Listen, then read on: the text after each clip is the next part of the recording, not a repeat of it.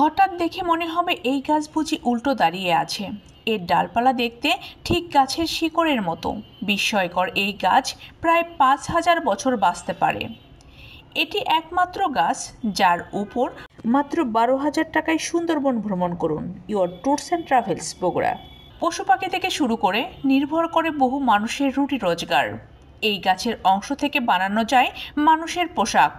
এর ফল খাওয়া হয় সুপার ফ্রুট হিসেবে।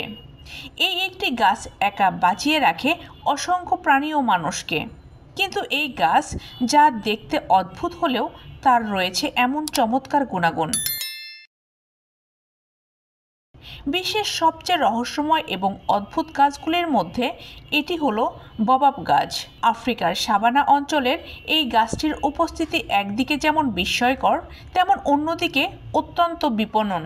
এই গাছের ডিএনএ নিয়ে গবেষণা করে বিজ্ঞানীরা দেখেছেন ২,১০,০০,০০০ বছর আগে আফ্রিকার মালাগাস্কারে এই গাছের উৎপত্তি হচ্ছিল। পরে এই গাছের বীজ সমুদ্রের ঢেউয়ে ভেসে অস্ট্রেলিয়া ও আফ্রিকার বিভিন্ন অঞ্চলে ছড়িয়ে পড়ে ও বিভিন্ন প্রজাতির সৃষ্টি হয়।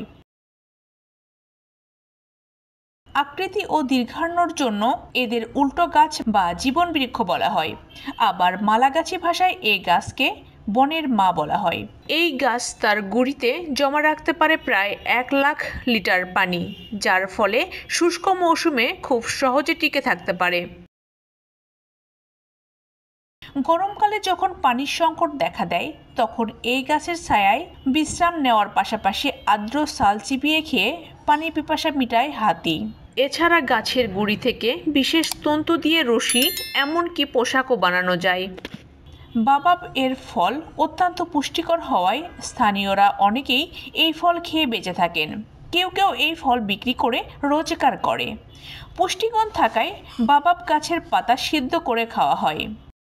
এই গাছের ফুলের পরাগ থেকে তৈরি হয় আঠা, ছাল থেকে তৈরি হয় রশি, মাদুরি, ঝুড়ি সহ আরও নানা জিনিসপত্র। আফ্রিকার আদিবাসীরা এই গাছের পাতা, ফল, বীজ, ছাল, এমনকি কাণ্ডকে ঔষধ হিসেবে ব্যবহার করে। এই জন্য বাবাব গাছকে বলা হয় ট্রি অফ লাইফ।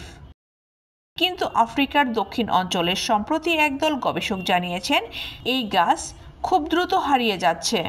তাদের মতে জলবায়ু পরিবর্তনের কারণে আফ্রিকার সাভানা অঞ্চলের পরিবেশ বদলাচ্ছে। এমনকি এই গাছগুলোর জন্য নতুন পরিবেশের সঙ্গে মানিয়ে চলা এখন কঠিন হয়ে পড়েছে।